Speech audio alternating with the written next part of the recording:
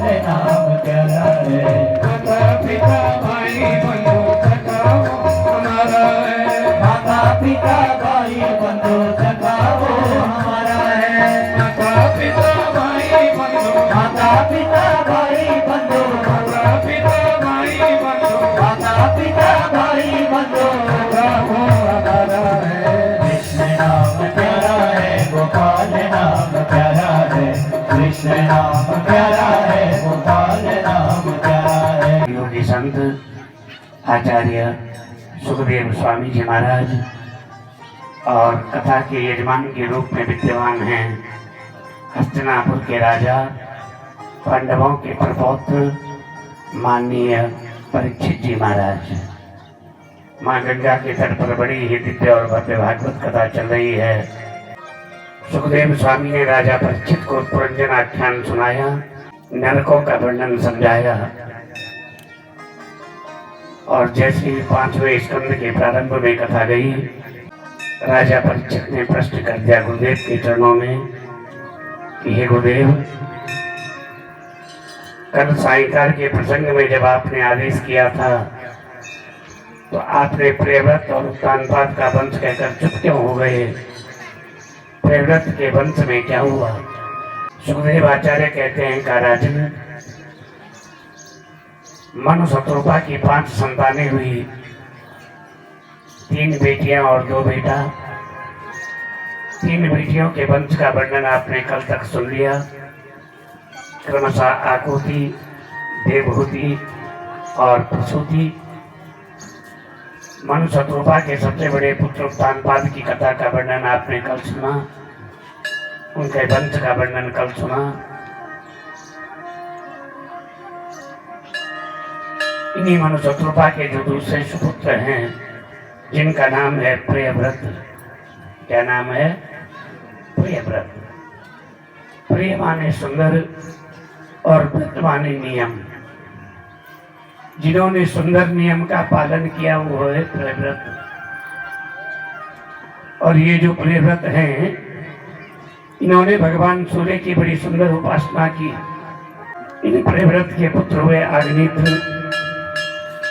अग्नित्र के पुत्र हुए नाभि, और नाभि राजा के पुत्र हुए हैं बोलिए ऋषभदेव भगवान की जय। भगवान ऋषभदेव, ये ऋषभदेव बड़े तपस्वी राजा थे।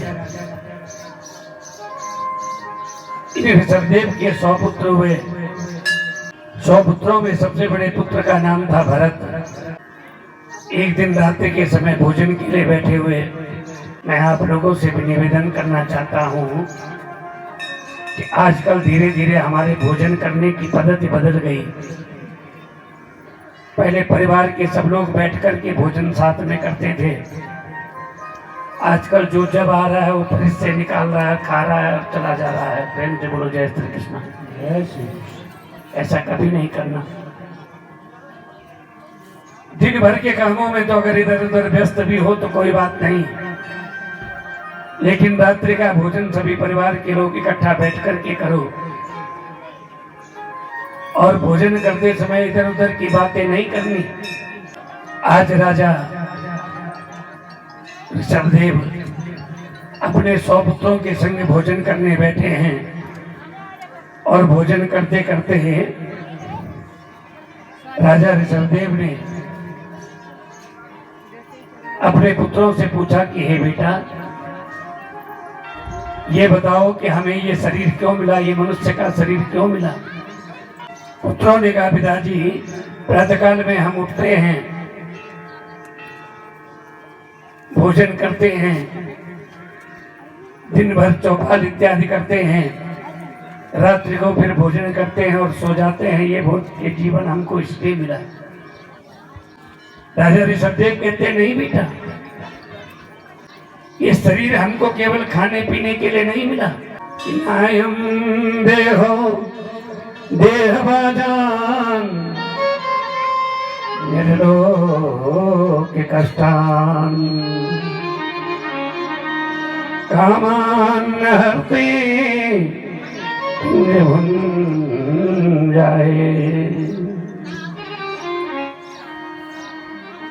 तपो दिव्यं पुत्रकायेन सत्वं शुद्धये दस्मा ब्रह्म सौख्यम अनंतम। राजा ऋषभदेव ने क्या कहा, बेटा ये शरीर हमें खाने पीने के लिए नहीं मिला, इस शरीर से हमें महापुरुषों का संग करना चाहिए। प्रातःकाल में जल्दी उठ करके स्नान कर भगवान का भजन करना चाहिए। और 3 बातें गृहस्थियों के लिए बहुत जरूरी बताई। पहला, जब हम घर बनवाते हैं तो उसमें जो सबसे सुंदर उत्तम स्थान हो वहां पर मंदिर जरूर बनवाएं। बिना मंदिर के तो घर शमशान भूमि के समान होता है।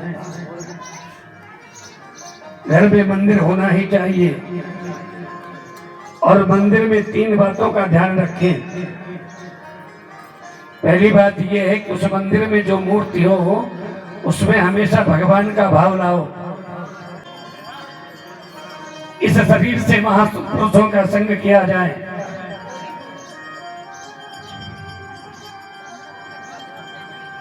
इसलिए बेटा महत सेवाम द्वारकामुक्तम सामो द्वारम योषिणाम संगमम महान्तमन्ते समचिता प्रशांता विमनीयव सुहद साधवो ये। महापुरुषों की सेवा करना ये मुक्ति का द्वार है। संतों की सेवा करना, गुरुजनों के चरणों में प्रणाम करना, ये मुक्ति पथ का द्वार है। शराबी कबाबी बेचगामी पुरुषों का संग करना नरक का द्वार है।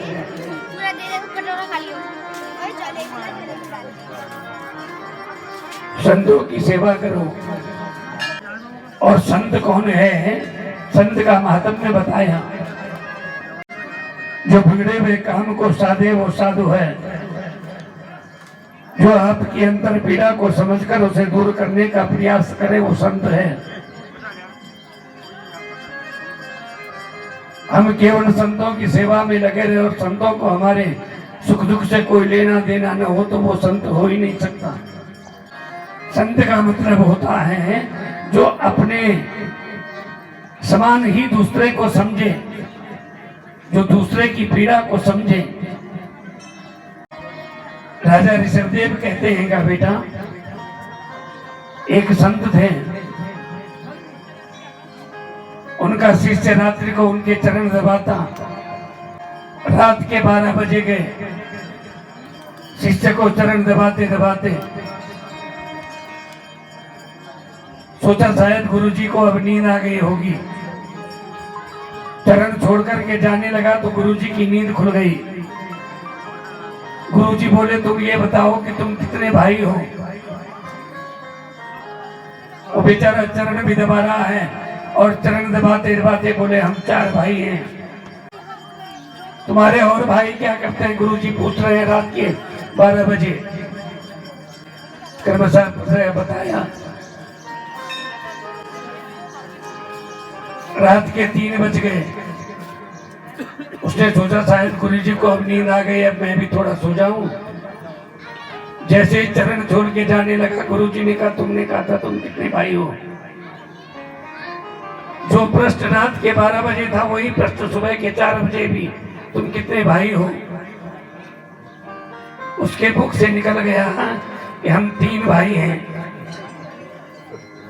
गुरुजी ने कहा 10 बजे तो तुमने कहा था तुम 4 भाई हो। शिष्य ने कहा अगर इसी तरह मैं सेवा करता रहा तो एक तो चला ही जाएगा, केवल 3 ही तो बचेंगे। प्रेम से बोलो जय श्री कृष्ण। मेरा कहने का मतलब ये है कि हम सेवा भी इतनी ही करें या हम किसी से सेवा भी इतना ही लें जितना संभव हो सके।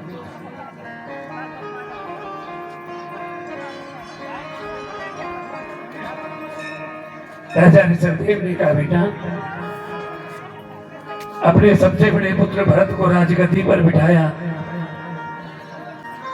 और स्वयं राजगद्दी का परित्याग कर करके वन में चले गए तपस्या करने के लिए। अब जैसे ही ऋषभदेव ने तपस्या करी,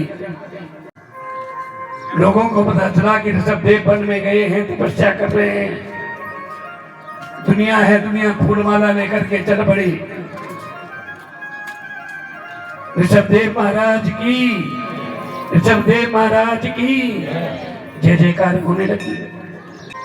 कोई आता, कोई कहता गुरुजी हमारा व्यापार कैसे चलेगा जरा बताइए। कोई आता, कोई कहता मेरा बच्चा पास कैसे होगा गुरुजी जरा बताइए। अब ऋषभदेव ने मन में सोचा कि जिन चीजों को छोड़ने के लिए मैं वन में आया था, ये तो वही चीजें मेरे पीछे लग गई। जिस माया को मैं छोड़ना चाहता था वो माया मेरे पीछे लग गई। तो मैं क्या करूं कि ये संसार मेरा साथ छोड़ दे।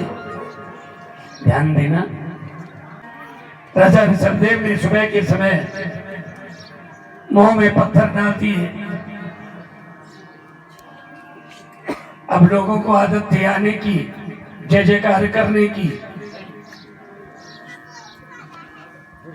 पहला ही भक्त आया, उसने देखा कि गुरुजी के मुख में तो पत्थर हैं। बाहर से दूसरा आने वाला था, उसको बोला गुरुजी तो पागल हो गए। और धीरे धीरे ये बात चारों तरफ फैल गई, गुरुजी तो पागल हो गए, गुरुजी तो पागल हो गए। ऋषभदेव शांत हो गए। प्रेम से बोलो जय श्री कृष्ण। जय श्री कृष्ण। सोचा दुनिया से कम मेरा पीछा तो छूटा। ऋषभदेव ने बड़ी तपस्या करी। इन ऋषभदेव के जो सबसे बड़े पुत्र है भरत राजगद्दी पर बैठे हुए। आज राजा भरत ने मन में सोचा कि हमारे पिताजी भी कितने बड़े तपस्वी हैं, जो राजकाज छोड़कर के वन में तपस्या कर रहे हैं, और एक हम हैं जो राजगद्दी से चिपक बैठे हैं। तुरंत अपने पुत्र को बुलाया।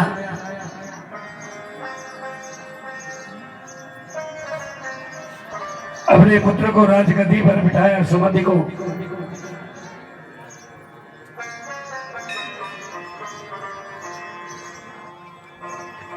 और भरत जी महाराज दामोदर कुंड में गए और भक्ति करने लगे।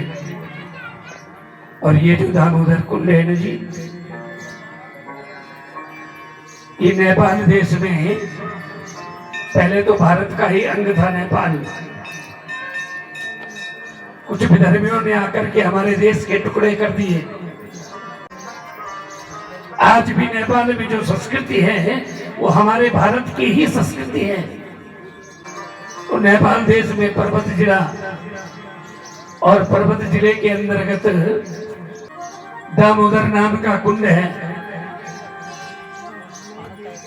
जिस दामोदर कुंड से भगवती मां गंडकी निकलती है, जैसे गोमुख से गंगा निकलती है, ऐसे ही दामोदर कुंड से गंडकी नदी निकलती है।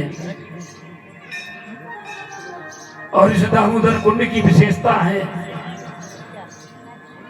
कि 20 फीट ऊपर से तुलसी का पौधा खड़ा करो, नीचे 20 फीट से नीचे आकर के शालिग्राम जी आते हैं और तुलसी के पौधे से चिपक जाते हैं। प्रेम से बोलो जय श्री कृष्ण। जय श्री कृष्ण। ये जो बाजार में मिल रहे हैं 20-20 रुपए के शालिग्राम थोड़े ही है, ये तो काले पीले पत्थर न जाने कहां से इकट्ठे कर दिए। अगर असली शालिग्राम चाहिए तो गंडकी नदी का दर्शन करो, दामोदर कुंड का स्नान करो।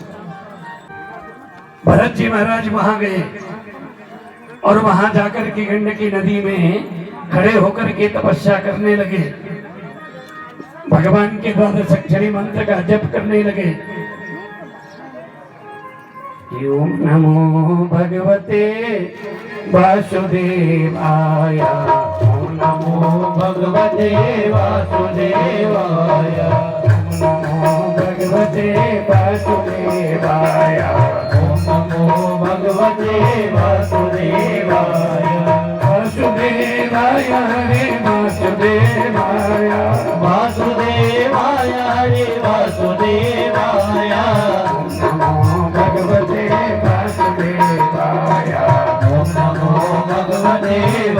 वासुदेवाय वासुदेवाय हरे वासुदेवाय वासुदेवाय हरे वासुदेवाय ओम नमो भगवते वासुदेवाय ओम नमो भगवते वासुदेवाय वासुदेवाय हरे वासुदेवाय वासुदेवाय हरे वासुदेवाय वासुदेवाय हरे वासुदेवाय वासुदेवाय हरे वासुदेवाय ओम नमो भगवते वासुदेवाय ओम नमो भगवते वासुदेवाय वासुदेवाय हरे वासुदेवाय वासुदेवाय हरे वासुदेवाय ओम नमो भगवते वासुदेवाय